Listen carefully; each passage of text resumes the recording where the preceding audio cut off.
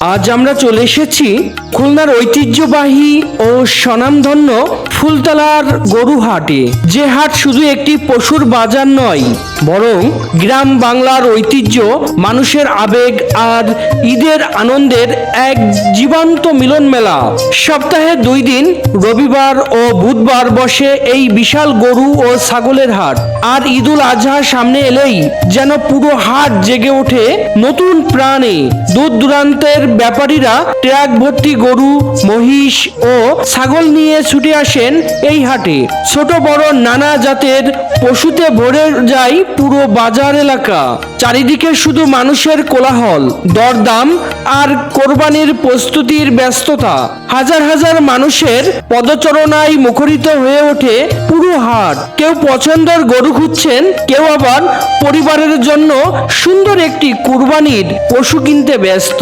হাট জুড়ে দেখা মিলেছে তরতাজা সুস্থ সবল দেশি গরু, কোথাও বিশাল আকৃতির ষাঁড়, কোথাও আবার ছোট ছোট সুন্দর দেশি গরু ক্রেতাদের মন কেড়ে নিয়েছে। আমি হাটের এক প্রান্ত থেকে আরেক প্রান্ত ঘুরে ঘুরে দেখলাম, প্রতিটি পশুর মধ্যেই যেন আলাদা এক সৌন্দর্য আর যত্নের ছাপ।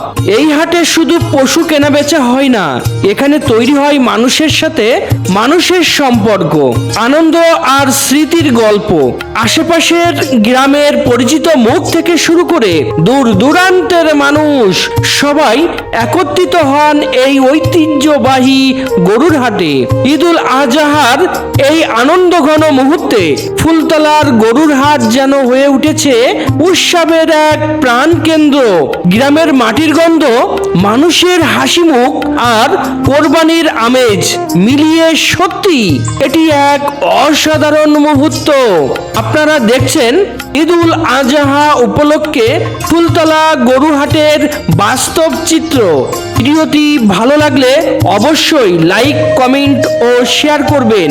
সবাইকে জানাই পবিত্র ঈদুল আজহার আন্তরিক শুভেচ্ছা ও ঈদ মোবারক।